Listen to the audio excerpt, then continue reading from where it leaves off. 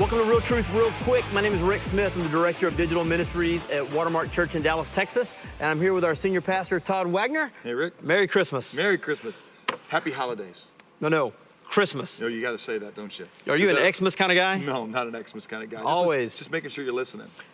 Even if I eat up some of my 140 characters, I'm always Christmas. I got to put the Christ in Christmas. There you go. Speaking of Christmas trees. We didn't get to it last week. What does God's Word say about Christmas trees? Can I have one in my house? All right, well, here's what I would say. There's a lot of people that would say this is another one of those examples of us taking a pagan tradition and trying to bring it into somehow a sanctified part of our celebration. Well, first of all, there's no evidence that Christmas trees were ever really a part of a pagan practice. There was, specifically through the German people, some elements where they brought trees in. But let me tell you where people get that. In Isaiah 44, this is what it says. Let me just read this to you. And you can really see how some people think, wow, look at what we're doing by bringing in trees and worshiping them. It talks about the folly of idolatry right here, which we would all agree. Anything you worship other than God is a problem. And it talks about how certain men, in verse 12, shape iron into cutting tool, and they do their work over coals. They fashion whatever they're going to do with hammers. And it says, another shapes wood. He extends a measuring line. He outlines it with red chalk. He works with it with planes, and he makes it into something in the form of a man, for instance.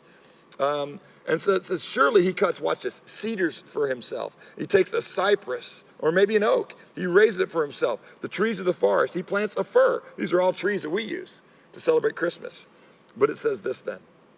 It says, and the rain makes it grow. Then it becomes something for a man to burn. So he takes one of them and he warms himself. He also makes a fire to bake bread. He also makes a god and worships it.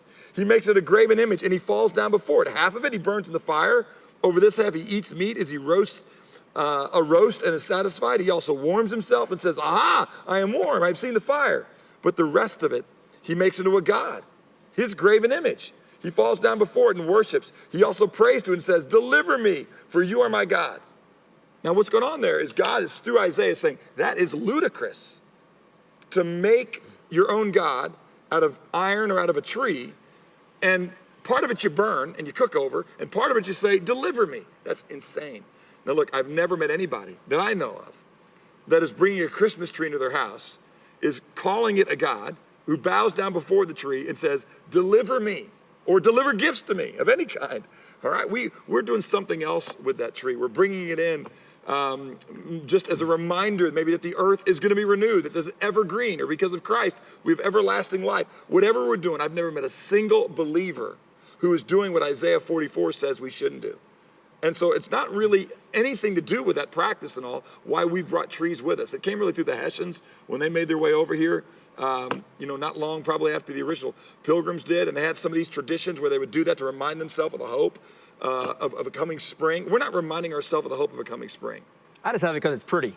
That's why you put it in there. Yeah. I do it because I love, the smell, and I love the way that we get to gather around it, put things on it that remind us of great memories we've had as a family. It reminds us of just, frankly, just a great time in our lives where we can be together, share gifts with one another as a reminder of God's gifts for us. But again, you can't bring any tree in your house you're going to call it God. You shouldn't bow down before it, and you shouldn't call it your God. Now, if you're doing that, that's not a Christmas tree, it's an idol. I think you answered the question, are you a fake tree or a real tree kind of guy at the Wagner house? I like a real tree, all right? And I love the smell of it. I've always had a real tree. I don't think the fake trees look good, but I don't, really, there's nothing I can say there except that you like one, you like the other. Do you chop your own tree down? I have, but not anymore. Of We're course. just going to Home Depot, getting the cheap one. So maybe we get Home Depot to sponsor this episode. Get some trees. We can give some trees out, some free Christmas trees. I like your tree there, buddy. It's very nice. A Lego tree. Yeah. Well, listen, I think we wrapped it up a little early today. So I did bring a Christmas hat for you. Yeah. That I'd like you to wear. I'm not fully convinced in my mind that would be the right thing to do, so I better not. All right, Grinch. Join us next week where we talk about Santa Claus. Todd, do you have anything else you want to add? No.